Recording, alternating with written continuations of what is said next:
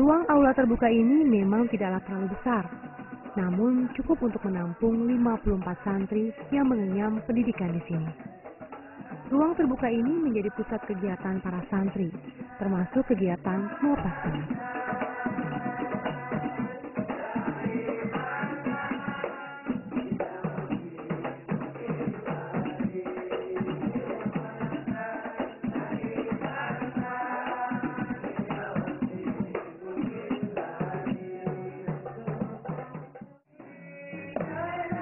Tertutupnya santri dari dunia luar tanpa radio, televisi, dan alat komunikasi tidak lantas membuat mereka tidak bisa bergembira. Menari dan bernyanyi menjadi pengembali semangat setelah seharian belajar ilmu agama. Hajir Marawis Bandowoso dimainkan sambil menarikan tarian Japin.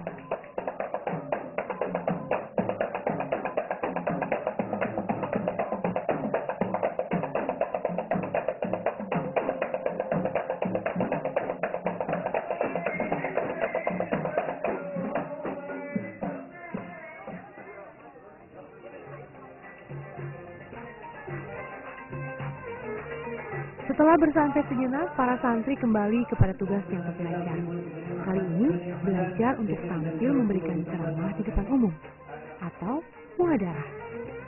Assalamualaikum warahmatullahi wabarakatuh. Waalaikumsalam warahmatullahi wabarakatuh. Qala Rasulullah sallallahu alaihi wasallam, abghadul rijali ilallahi al-alazul khitam. Allah paling benci pada laki-laki yang suka berkelahi.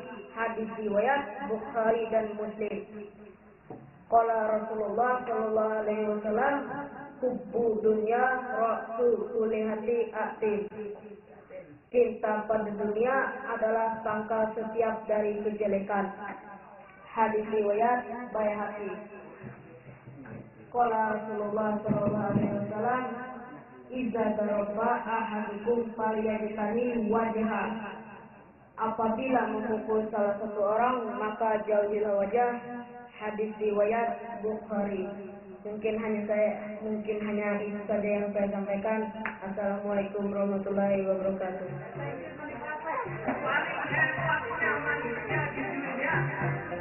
Ada canda. Terasa tak biasa memang ketika kita belajar agama. Tapi saat belajar terasa menyenangkan, bukankah akan lebih membuatnya lebih mudah untuk diterima?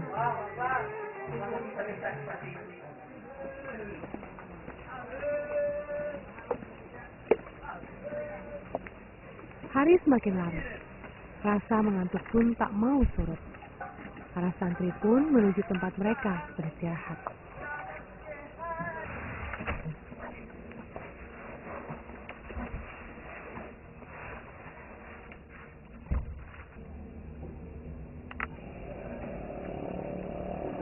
Tidak seperti pondok pesantren pada umumnya, santri dewasa di tempat ini memiliki rumah sendiri-sendiri, berbentuk pondok sederhana, berbahan kayu dan beratapkan daun rumbia.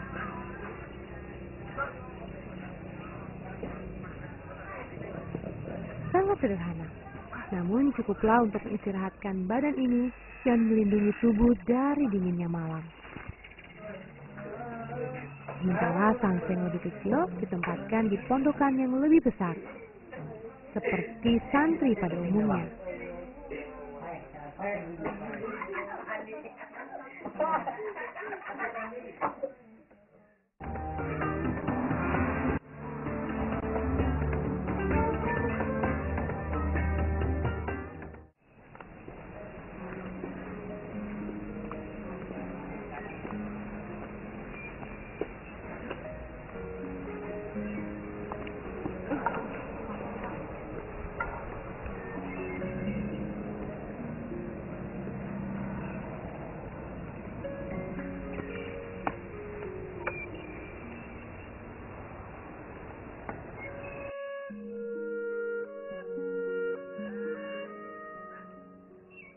Usia pesantren Darussana sebagai sebuah lembaga pendidikan sangatlah muda, baru berjalan 1,5 tahun. Namun pendirinya Ustadz Mahfud Sebelumnya sudah pula memiliki pondok pesantren di kota Bogor yang cukup dikenal, yakni Pondok Pesantren Cinta Rasul. Menarik mendengarkan cerita Ustadz yang dijuluki Ustadz Kebun Karet ini. Kenapa memilih meninggalkan kota Bogor untuk menetap di sebuah desa di Kalimantan? Kalau di Bogor itu pesantren dengan sekolah. Jadi saya di sana ada pesantren SMP, pesantren, sekolah, boarding school, SMP, SMK. Nah, kemudian saya mendirikan pondok di sini yang tanpa sekolah. Jadi mereka yang tidak sekolah saya bawa ke sini. Kurang lebih ada 40 orang dulunya, dan sekarang alhamdulillah banyak tambahan dari asli penduduk sini. Jadi ini hanya sekolah informalnya Informal seperti itu saja, ya? nanti mereka sekolahnya ikut persamaan. Ikut paket B, paket C. Ini kan banyak sekali saung-saung ya ada di sini ya Ustadz ya. Itu sebenarnya mau menciptakan suasana apa sih Ustadz? Jadi membangun saung kan ini berbeda ya dengan pondok pesantren lainnya. Iya. Jadi ini ya gini. Selain melatih kemandirian santri, juga mengajak mereka hidup sederhana. Jadi seorang pendakwah itu harus siap hidup dengan kondisi apapun. Orang kalau siap kaya semuanya siap, tapi jarang sekali orang yang siap miskin. Nah, sebagai seorang kiai, dia harus standby, siap jadi orang kaya dan siap juga jadi orang miskin. Miskin atau kaya bukan masalah, bukan penghalang untuk meneruskan dakwah. Nah, makanya saya mendidik mereka itu untuk hidup sederhana dengan cara saung semacam ini, dengan hidup apa adanya. Tujuannya adalah supaya keluar dari hati mereka ketergantungan kepada dunia. Nah, itu kalau seorang ustadz sudah bisa, seorang pendakwah sudah bisa punya pikiran semacam itu, insya Allah dakwanya penuh dengan keikhlasan.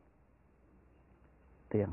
Ini juga konsepnya kekeluargaan seperti itu ya Ustadz ya. Jadi konsepnya seperti apa juga dan programnya itu apa aja ada di sini? Nah, soal konsep kekeluargaan, saya merasa santri itu keluarga saya. Jadi dengan adanya santri, saya punya teman untuk berjamaah, untuk baca wirid bersama-sama, untuk membahas ilmu. Jadi saya merasa mereka itu keluarga saya. Itu yang pertama. Nah, soal program saya, di Pondok Darusana ini punya program pendidikan 7 tahun. 7 tahun itu saya bagi yang 4 tahun pertama itu buat membahas kitab kuning dengan segala kebutuhannya, dari ilmu nahu, ilmu sorob, ilmu bahasa Arab, fikih, sejarah, usul, mustalah, semuanya itu diselesaikan dalam waktu 4 tahun. Nah, 3 tahun kemudian itu mereka buat hafal Quran. Jadi harapan saya, santri yang mondok di sini selama 7 tahun itu, kitab kuning mereka menguasai, bisa membaca kitab kuning, kitab-kitab salaf, dan juga mereka hafal Al-Quran. Jadi memang harus 7 tahun ya Ustaz? 7 tahun. Tapi yang di Bogor sepertinya ini lebih singkat ya dari yang di sana ya? Ya di sini lebih singkat. Nah, karena kalau saya lihat pondok-pondok di Jawa itu kebanyakan tuh minimal tuh 7 tahun tuh cuma kitab saja.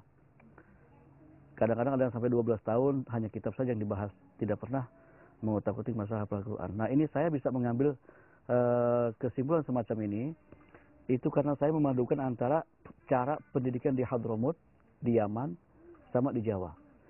Di Hadramut itu saya 4 tahun. Dalam 4 tahun itu kitab-kitab yang dibahas itu sangat padat sekali.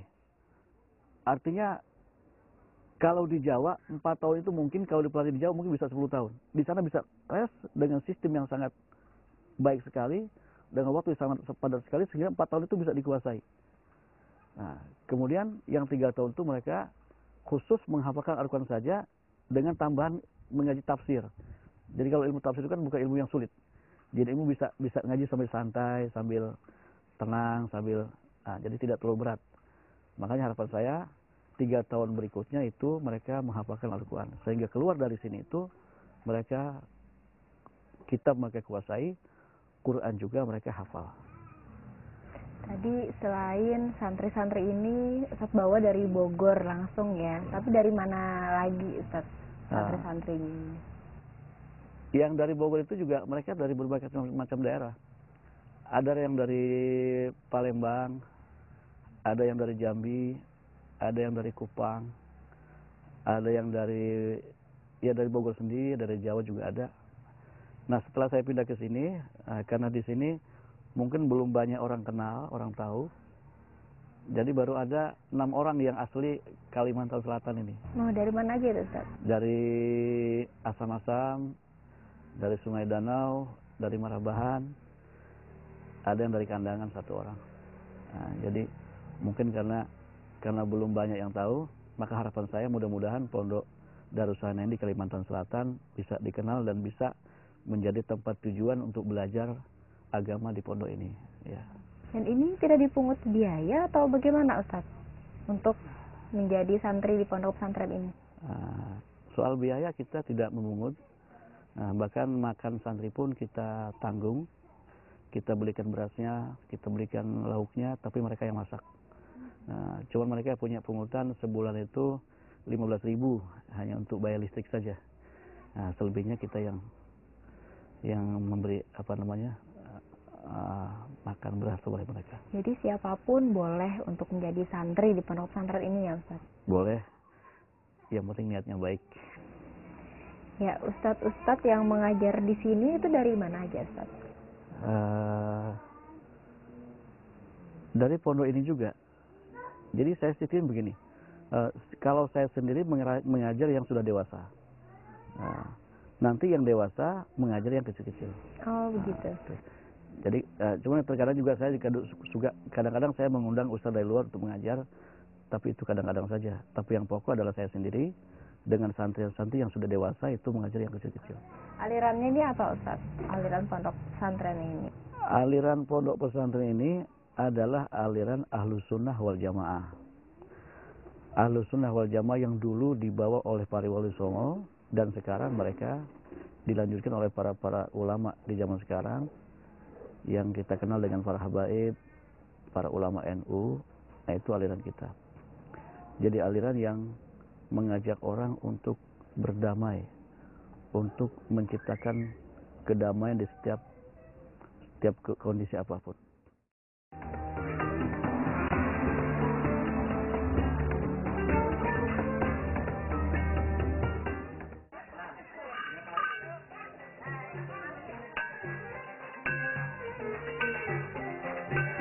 Ingin mencari teman untuk beribadah menjadi kalimat yang menjelaskan mengapa suasana belajar di pondok pesantren ini terasa berbeda dengan pondok pesantren pada umumnya. Dilakukan secara informal, santai, namun serius. Menerapkan sistem halakoh berdasarkan kitab dalam tingkatannya. Siapa yang bisa menyelesaikan satu tingkatan akan naik tingkatan berikutnya tanpa melihat usia. Dalam 7 tahun, mereka ditargetkan menguasai kitab kuning dan hafal Al-Quran. Jamaahnya memakai contohnya koma, ya ani koma. Ketika mufradnya dia tetap memakai lafaz itu masuk oleh mustarok ini. Tapi ketika muannats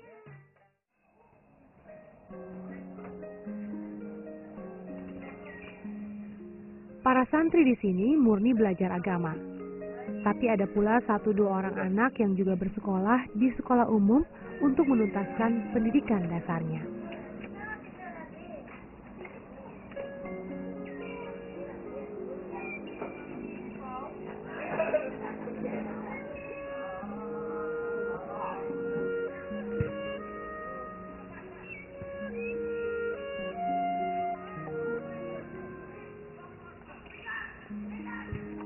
Kekeluargaan, kesederhanaan, dekat dengan alam, dan kemandirian, sesuatu yang lekat dengan para santri. Itu pula yang membuat para santri harus membuat pondokannya sendiri.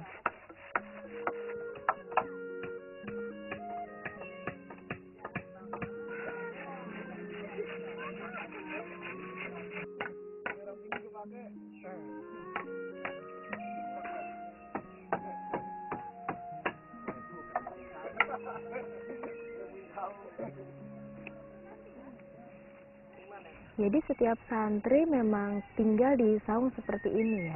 Iya, kegiatan seperti ini. Katanya ini bikin sendiri. Iya, masing-masing santri bikin sendiri. Jadi setiap santri yang baru harus membuat saung seperti ini sendiri. Iya, ya? buat seperti ini dengan gaya yang apa yang dia inginkan seperti apa. Untuk bahan-bahannya, alat-alatnya? Bahan-bahannya kita nyari dari yang alam di sini ada. Seperti pohon ini kita ambil sendiri. Jadi yang dibeli mungkin hanya untuk paku, yang lainnya kita nyari sendiri. Seperti alang-alang ini kita ngambil. Jadi memanfaatkan yang ada di alam ini. Satu saung ini berapa orang? Satu orang. Satu orang. Iya. Kalau yang besar di sana itu bikin sendiri juga? Itu santri juga yang buat.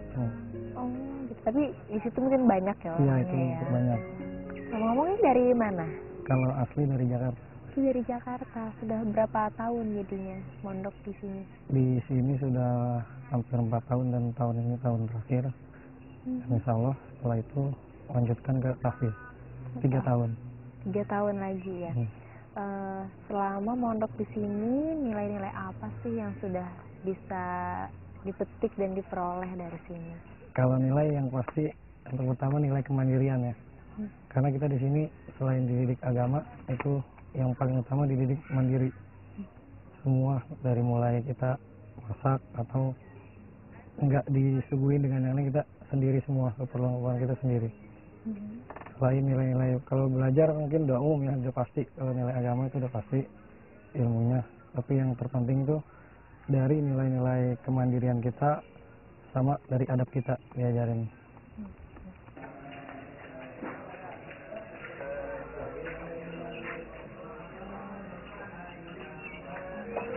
Kemandirian untuk memenuhi keperluannya juga dapat dilihat dari bagaimana mereka mempersiapkan makan. Secara bergiliran, para santri memasak sendiri makanannya.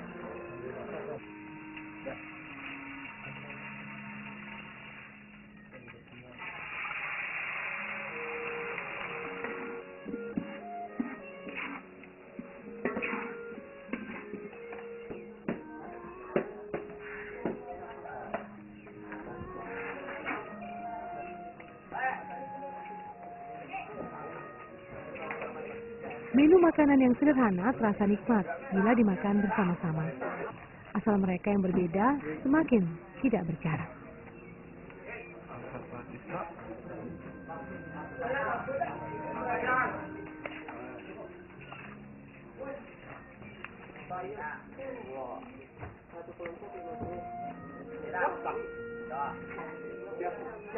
Rumah yang disirami cahaya, itulah arti dari nama Darussana. Sebuah pondok yang menjadi tempat orang-orang yang mencari dan membagikan ilmu dengan keikhlasan.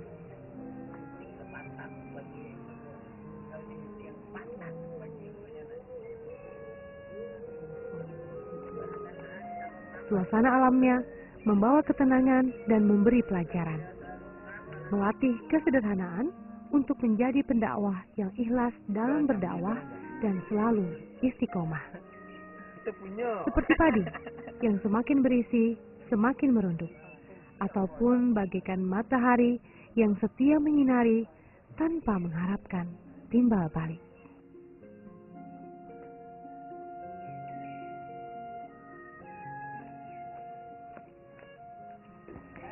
Pemirsa, inilah pondok pesantren Darussana. Dari alam mereka belajar dan mereka hidup dalam kesederhanaan dan kemandirian. Dan dari sinilah mereka dibentuk untuk menjadi insan yang lebih istiqomah dan tawadu. Sampai jumpa di acara Jalan-Jalan Islami berikutnya. Saya Sistia mohon undur diri. Assalamualaikum warahmatullahi wabarakatuh.